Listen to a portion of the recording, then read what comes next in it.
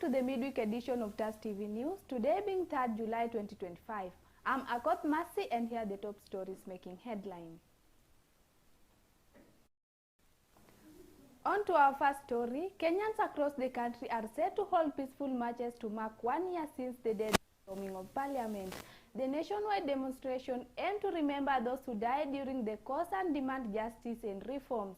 While organizers stress non-violence, authorities on high alert concerned about potential unrest as tension remain high ahead of what's expected to be a significant day of national reflection. Leila Fondo with more on the story. Kenyans across the country are expected to hold peaceful marches today to mark the 1-year anniversary of the deadly storming of Parliament, a moment that deeply impacted the nation. The demonstrations are being organized to honor the lives lost during the violence and to renew calls for justice, accountability, and political reform. Organizers have urged participants to maintain peace and unity throughout the day. However, tensions remain high and authorities have heightened security in anticipation of potential unrest.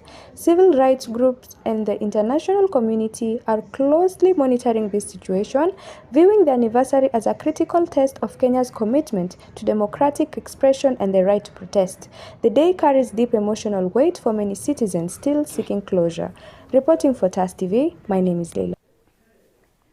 Governor Abdi Guyo faces impeachment over misconduct and stalled development, a motion backed by all 18 MCAs. However, the High Court has temporarily halted proceedings, issuing a conservatory order until Guyo's petition is heard. This dramatic turn follows a report of MCAs moved for a security. Guyo denies all politically motivated allegations, vowing to clear his name. The Country Assembly has 7 days to respond, with a compliance hearing set for June 30th. Our reporter with more information. It is in Isiolo where high-stakes political battle is unfolding. Governor Abdi Guyo faces impeachment over allegations of misconduct, but today it is temporarily halted by the courts. On June 10th, Sericho NCA Abubakar Godana tabled the impeachment motion accusing Governor Guyo of gross misconduct, abuse of office, and failing to execute key development projects. The governor has violated Article 73 of the Constitution and the Leadership and Integrity Act 2012 and the responsibility of leaders by failing to professionally perform his constitutional sanction duty owing to his constant absence from the office. Indeed, the governor reported to execute the function of the county government for location Nairobi City Council. The governor has violated Section 8 of the Leadership and Integrity Act 2012 of Public Trust, where he has constantly used his position to abuse public trust in the county government by exercising the powers of his office in a manner detrimental to prudent public service delivery, by persistent use of divisive and becoming language which undermines the office he holds the county administration. D. The governor has violated the Articles 73 and 75 of the Constitution on the conduct of state officers that is demeaning to his office, the whole and Section 11 of the Leadership and Integrity Act 2012 by persistently and willfully. The motion backed by 18 out of 18 MCAs focused on stalled county development, low revenue performance, and appointment of 36 advisor and 31 chief officers, despite being among Kenya's lowest funded counties. Embarrassing statement that even when I watched it, I couldn't watch it to conclusion. I started asking myself, this is a leader demonstrating behavior unbecoming of a leader of the stature of a governor of a county. But in dramatic turn, the High Court in Isiolo, led by Justice Heston Nyaga, has issued a conservatory order on June 16th, suspending the impeachment until Guyo's petition is fully heard. Tensions escalated recently, with sources reporting that MCAs were moved to Nakuru and Machakos over security fears ahead of the debate.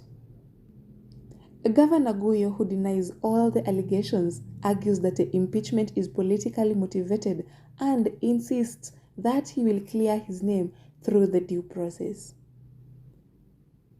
Justice Nyaga has given the County Assembly 7 days to file a response and Guyo's team 3 days thereafter The case is set for a compliance hearing on June 30th. As this legal battle unfolds, Kenyans are watching to see whether the impeachment will proceed or if the due process will prevail. Reporting for TAS TV from Thika Town, Kiambu County is Ashley O. Anger and anguish erupted in Nairobi yesterday as protests demanding justice for Albert Ojwang, who died in police custody, turned into violent clashes. What began peacefully quickly escalated with police and hired goons confronting demonstrators. Disturbing footages shows two anti-riot officers beating and shooting an unarmed masked seller on Moi Avenue, leaving him in critical condition. The Kenya National Commission on Human Rights reports 22 casualties, with injuries ranging from gunshot wounds and head cuts to whiplashes and asthma attack from tear gas. Our reporter Ashley with more information.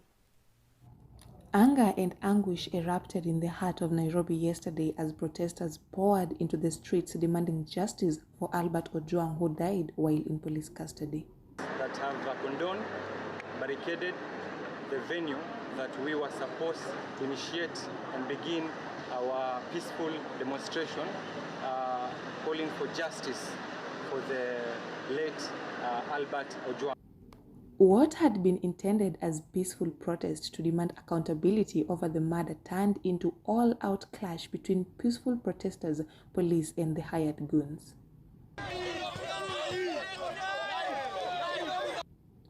Two anti-riot officers were caught on camera cornering an unarmed masked seller on the streets along Moi Avenue, beating him before shooting him on the head, leaving him in a critical condition. However, the Kenya National Commission on Human Rights Vice Chairperson Dr. Raymond Nyeris has reported 22 casualties and revealed that out of them, the majority of the injuries range from gunshot wounds, head cuts, whiplashes, and asthma from inhaling the tear gas. Reporting for TAS TV from Thika Town, Kiambu County is Ashley Owuor.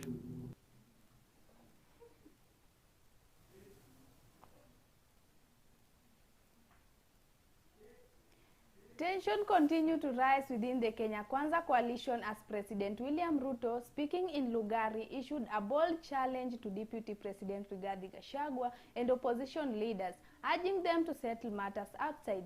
The president slammed those he accused of fueling tribalism and bitterness, warning the Kenya is bigger than any one individual.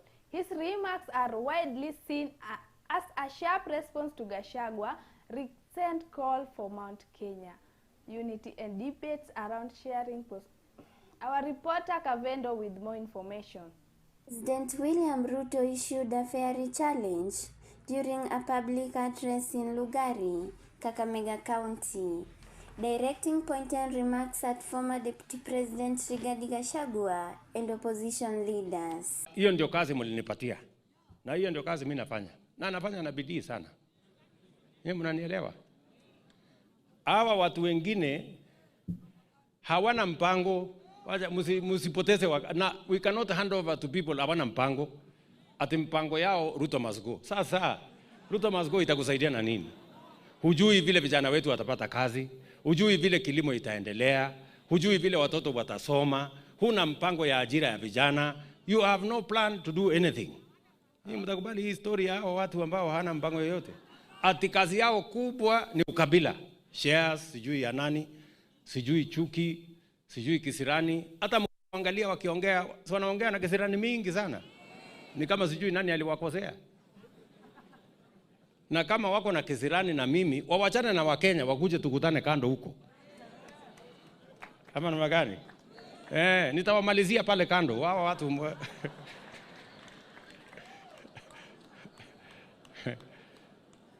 sijui kama tunaelewana. Ya muhimu, ndugu zangu watu wa Kakamega, ya muhimu ni vile vijana wetu watapata kazi, vile kilimo itatupatia pesa, vile watoto wetu watasoma, na vile matibabu itapatikana. That is what is important to us as a people, to the people of Kakamega, to the people of Western, and to the people of Kenya. In a bold and confrontational tone, Ruto said, "Come, let's settle this outside. signaling growing political tension within his Kenya Kwanza coalition and against rival camps. Let us ignore the naysayers. Let us ignore those who have nothing to offer to us except insults, name-calling, and ethnicity. Let us focus on the future of the nation. And I am confident about the future of Kenya. The president criticized leaders who, according to him, are driven by personal interest, tribal politics, and anger, rather than national unity and development. People are walking around with bitterness, trying to divide the country along ethnic lines. Kenya is bigger than any individual, Ruto declared. Reporting for TAS TV, Thika Kiambu, I'm Evelyn Ireri. Tension continue to escalate as Israel intensifies its military offensive against Iran, striking over 100 strategic targets in Tehran and other key cities. In response, Iran has launched a wave of missile and drone attacks on major Israel cities, resulting in numerous civilian casualties on both sides. As the conflict enters its fifth day, global leaders are urging for de-escalation amid rising fears of a border regional war. Take a listen.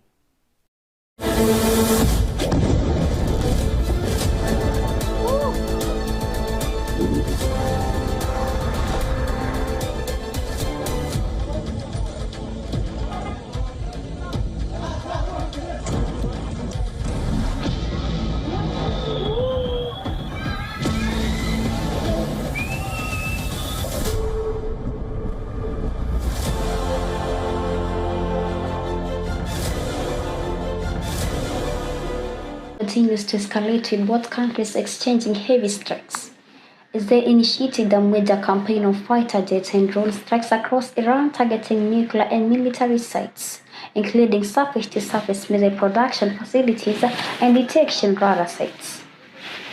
This operation has resulted in at least 224 fatalities and over 1,200 injuries in Iran, with many civilians among the victims. Israel forces claims to have destroyed 1/3 of Iran's surface-to-surface missile launchers in that shield.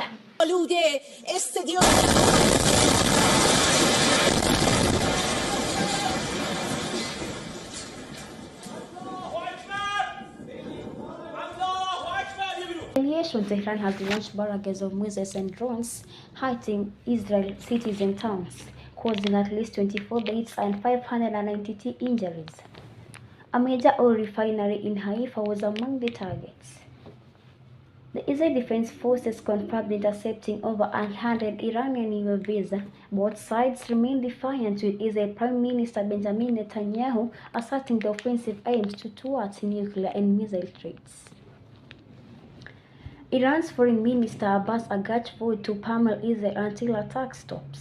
فارس یک اشتباه بزرگ راهبردی است که احتمالاً با عمد و با قصد صورت میگیره و هدف اون کشاندن جنگ به فراتر از خاک ایران هست.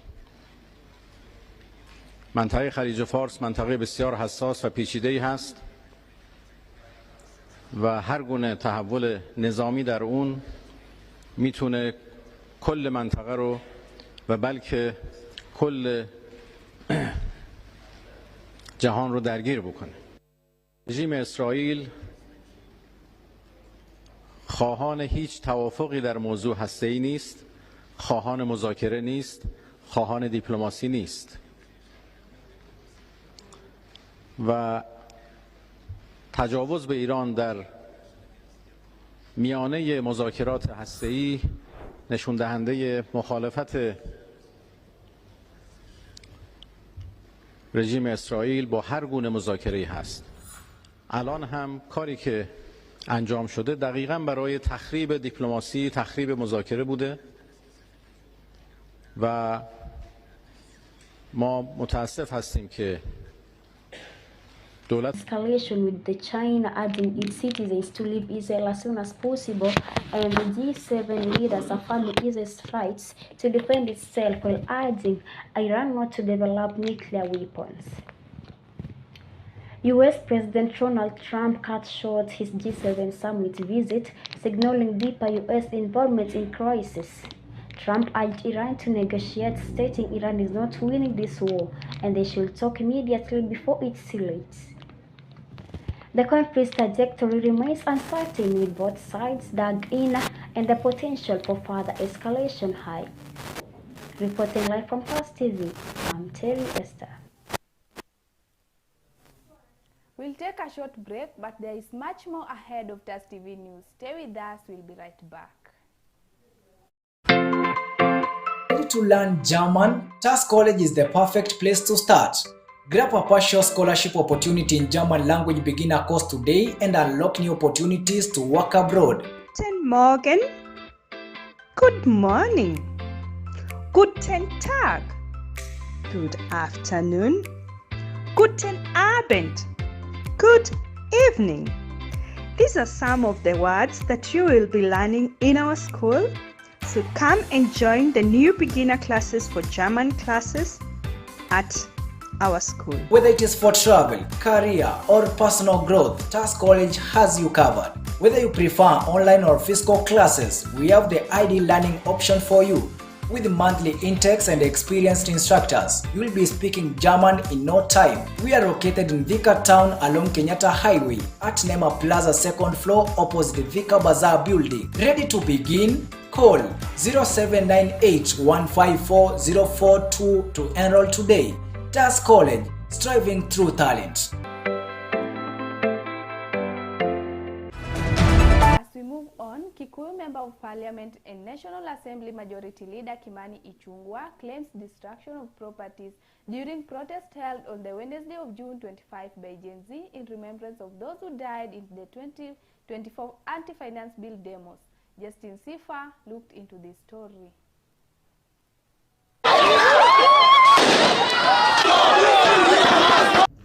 The Wednesday of June 25th protests, which were held in remembrance of those who died in the 2024 anti-finance bill demos, not only affected the common citizens but also the politicians. Kikuyu Member of Parliament and National Assembly Majority Leader Kimani Ichung'wah was one of the legislators who had a story to tell.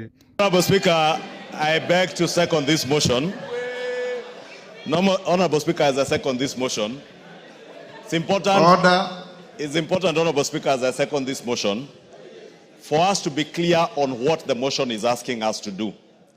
One, Honorable Speaker, is to affirm and acknowledge that the people of Kenya and every citizen in the Republic of Kenya has the right to demonstrate, protest, and express dissent in accordance with our Constitution, but do so peaceably and unarmed, Honorable Speaker. Speaking before the National Assembly on Thursday, June 26th, the legislator stated that angry protesters broke into his business. Additionally, he stated that there was also an attempt to murder his 105-year-old father and 85-year-old mother. The other thing we're asking to be done by this motion is to condemn, in the strongest terms possible, the wanton destruction of property that we witnessed yesterday. And I dare say, Honorable Speaker, that wanton destruction, as the mover of this motion has said, was visited largely on the people of the Mount Kenya region, where I come from, on businesses owned by the people of Mount Kenya. Yesterday, Honorable Speaker, there was an attempt to kill my 105-year-old father and 85-year-old mother. He further revealed his business and family were not the only ones that were affected in his constituency. He stated that the Kikuyu law courts were razed and the sub-county and county offices were also destroyed. Their chief financier and key mobilizer, Honorable Speaker, yesterday we lost a court in Kikuyu. The Kikuyu law courts were all razed down and everything looted, including the destruction of court records, including titles deposited in those courts, securities of people deposited in those courts, and criminal records, Honorable Speaker. Honorable Speaker was saying June 2024, we let it pass, and two sitting members of this House who are being investigated by the Director of Criminal Investigations rushed to court, obtained orders to stop their arrest, following information that the DCI had that they were involved in the mobilization of goons that looted from the people of Mount Kenya in Nairobi, including the burning down and deaths of Kenyans at the Sunbeam building somewhere along Kimathi Street, Honorable Speaker. They continue to be protected by the judiciary, Honorable Speaker, through that court order. Court orders using anticipatory bails cannot be into perpetuity, Honorable Speaker, because we are breeding impunity through these conservatory and preemptive orders, Honorable Speaker. The same characters, Honorable Speaker,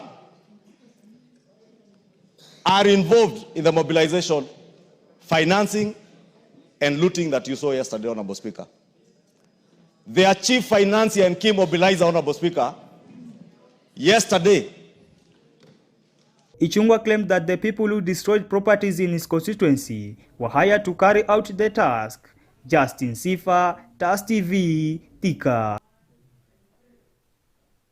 A teenager has been arrested for the murder of a 3-year-old in Nakuru, Liz Njeri M. Mwangi, allegedly led the victim, Margaret Wanjiru Kirathe, away from a church in the Menengai area before strangling her with a cloth. Police found evidence including CCTV footage and the cloth worn during the incident, linking Mwangi to the crime scene. The victim was pronounced dead on arrival at Kenland's hospital.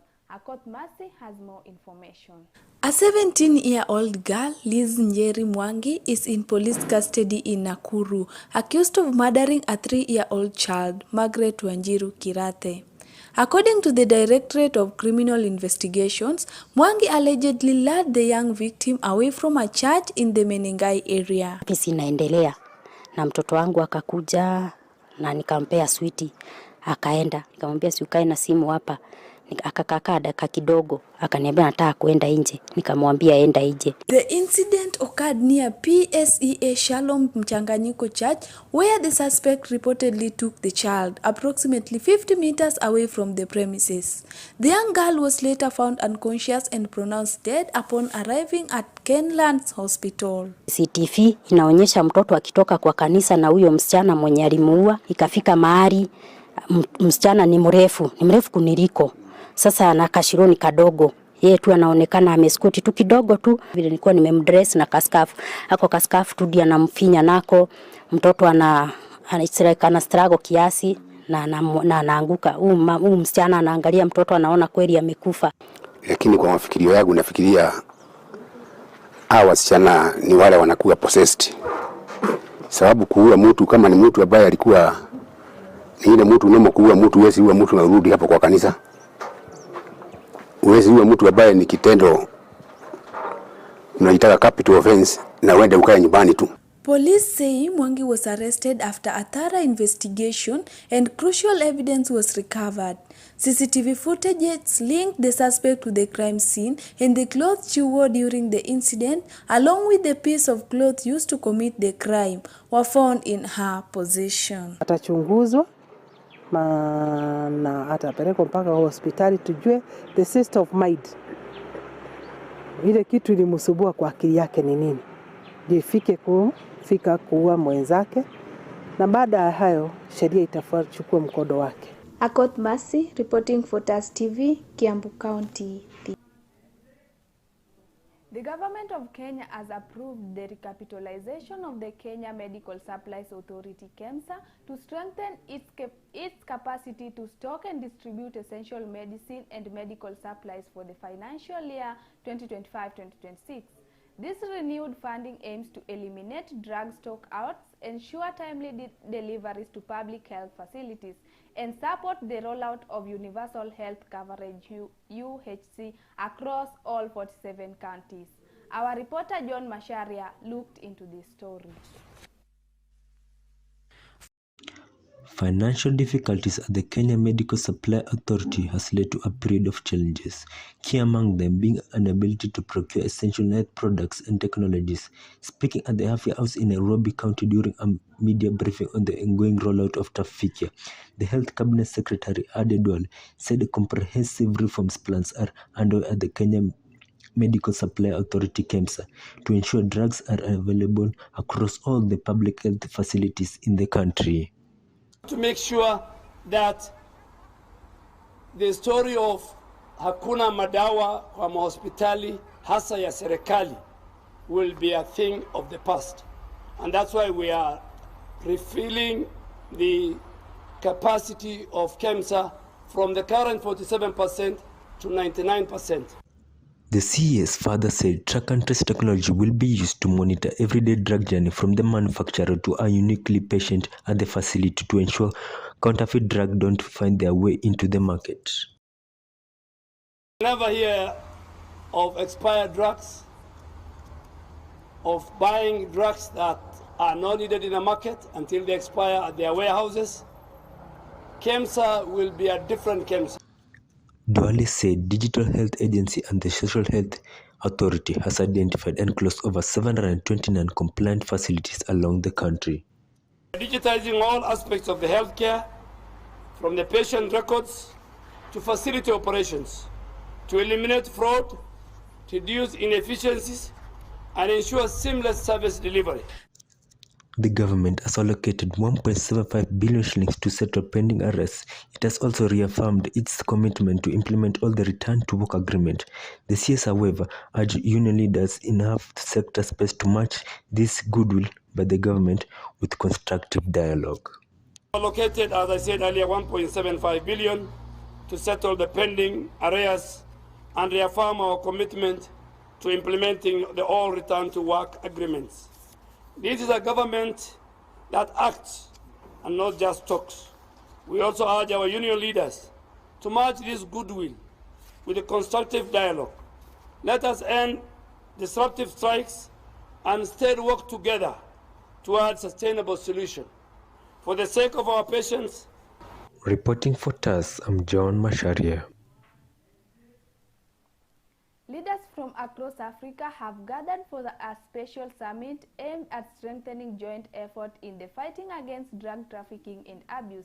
The summit is being held in Nairobi, bringing together heads of state, health experts, law enforcement agencies, and civil society groups. Faith Ngasi with more information. Transport Cabinet Secretary Kipchumba Murkomen has spoken candidly on matters of national security. Following public outrage over the mysterious death of blogger Albert Ojwang in police custody, addressing Parliament, Murkomen emphasized the need for accountability, insisting that justice must prevail regardless of rank or position in the security forces. Murkomen, while expressing deep sympathy to the family of the late blogger, stated that no one would be shielded from prosecution. He assured the nation that investigations into Ojwang's death will be impartial and thorough, noting, "As a parent, I feel the pain. No one should die in the hands of those meant to protect them." Very much. First, let me say that on the question of the first question by Eric was in relation to the role of the DIG in the question of the issue to do with the murder of Mr. Albert Ojwang.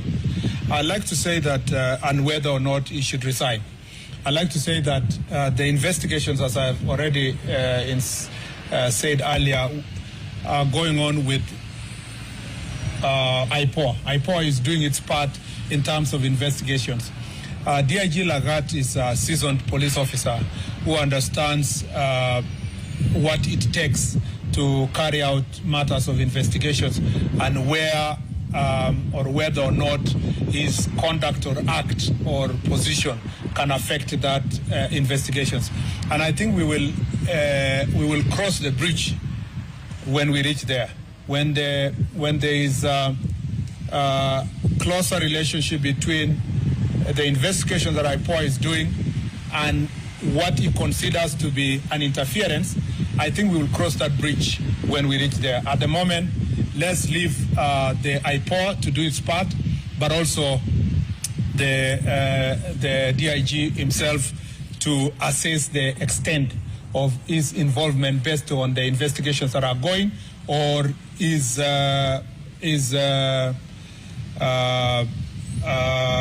position vis-a-vis the investigations, and then make that decision when we cross there.